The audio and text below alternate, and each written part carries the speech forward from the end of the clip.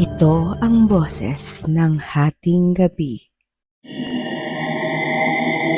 Mga kwentong maririnig lamang kapag tahimik na ang gabi. Huling sakay ng jeep numero 27, Kabanata 1, Ang Baul. Hindi ko talaga balak na magbukas ng baul. Sa totoo lang, ilang taon na siyang nakatago sa ilalim ng lumang aparador. Kahoy na maitim, may bitak sa gilid, at amoy na halong lumang papel, naptalina at panahon. Simula nang pumanaw siya, walang naglakas loob na magbukas noon. Parang may takot kaming lahat na baka may mabasa kaming hindi namin handang malaman. Pero ngayong gabi, tahimik ang bahay at ako lang mag-isa. Hindi ko alam kung bakit bigla kong hinila ang baul palabas. Siguro dahil sa lungkot o dahil sa katahimikan na masyadong maingay. Nang bumukas ang takip, umakyat ang alikabok na parang buntong hininga ng nakaraan. May mga lumang damit, mga panyo, isang rosaryo na kupas na ang mga butil. At sa pinakailalim, isang maliit na notebook. Manipis, dilaw na ang mga pahina. Ang takip halos mapunit na. Nakasulat sa harap sa sulat kamay na nanginginig pero maingat. Kung sakaling may makabasa nito, patawad. Hindi ko agad binuksan. May kaba. Parang may tinig sa loob na nagsasabing, huwag. Pero binuksan ko pa rin. Sa unang pahina ng diary, ang petsa, Abril 17, 1978. Hindi ko alam kung hanggang kailan ko pa ito maisusulat. Pero kung may isang bagay na ayokong makalimutan, iyon ay ang huling sakay ko sa jeep numero 27. Napatigil ako. Jeep?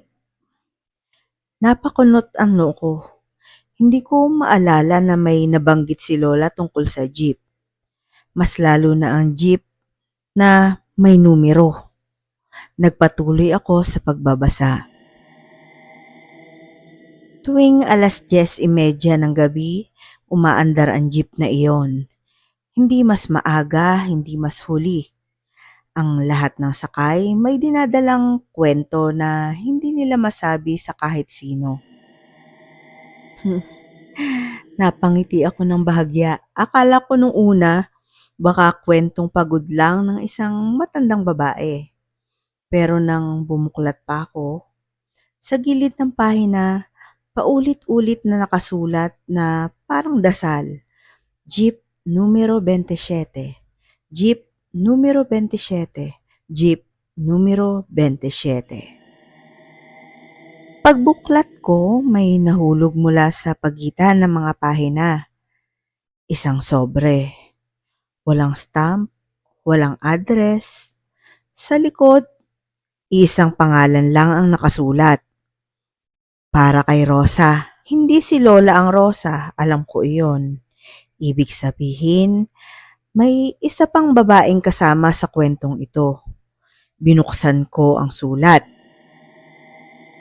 Rosa, kung mababasa mo man ito, ibig sabihin, hindi na ako naglakas loob na ibigay ito sa iyo ng personal.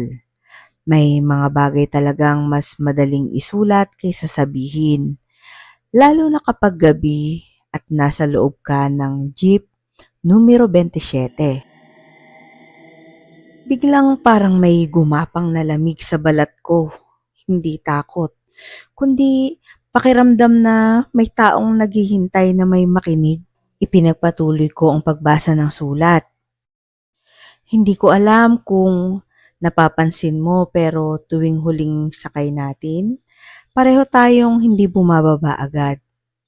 Parang may hinihintay o baka may iniiwasan. Napahinto ako sa pagbasa. Biglang may pumasok sa isip ko. Hindi ba't ganito rin si Lola? Tahimik. Parang laging may gustong sabihin pero pinipiling dalhin na lang hanggang sa huli. Rosa, kung darating ang araw na mawala ako bigla, tandaan mo ito. Hindi kita iniwan.